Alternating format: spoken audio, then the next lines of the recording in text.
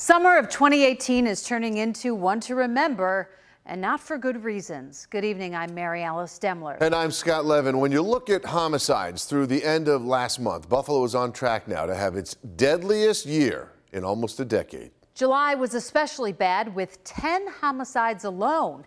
And at the current rate, August could be even worse. Tonight, 2 on your sides, Claudine Ewing spoke with the grandmother of a child shot less than 24 hours ago. Children, women, innocent victims being shot in Buffalo, residents living in fear, afraid to talk, but not all, especially where a 12-year-old boy was shot while inside his grandparents' home on Hurlock Street. Neighbors heard it. Scared me half to death. I heard something say pop, pop, pop. And he says a house around the corner was shot up recently where a mom and 3 kids live. We came here on Hurlock Street, and one neighbor said the shootings are becoming the norm. And then we had a chance to speak with the grandmother of the 12-year-old who was shot overnight. She did not want her face shown, but her message is powerful. The 12-year-old was watching a movie with his grandfather. He said, "Papa, I'm hit." He said, "Somebody hit me." The bullet hit the boy in the shoulder, missing his head by inches. It had to be stopped.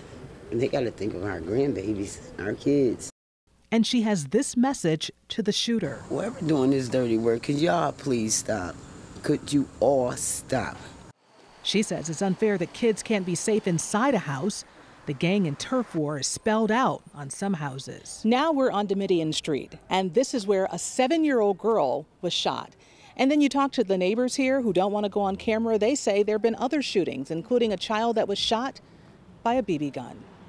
Since June 1st, there have been 22 homicides, 10 in July. Somebody knows what's going on because nobody's just opening up a weapon and shooting in a house. They after something. I don't know if they're trying to start a war or what.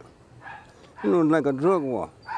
Neighbors point to drugs, gangs, and feelings of disrespect for the gun violence. What would you say to one of these gangbangers, to one of these guys that's shooting, if they're watching right now? What do you say to them? Oh, man. I try to not say nothing to them. I stay away from them because they might shoot me. That's the sad reality, but it's the reality of a lot of people living in some of the high crime neighborhoods in the city of Buffalo. The grandmother says that her 12-year-old grandson is stable. He's being monitored.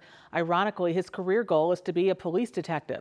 Meanwhile, Buffalo police have stepped up patrols across the city. Claudine Ewing, Channel 2 News.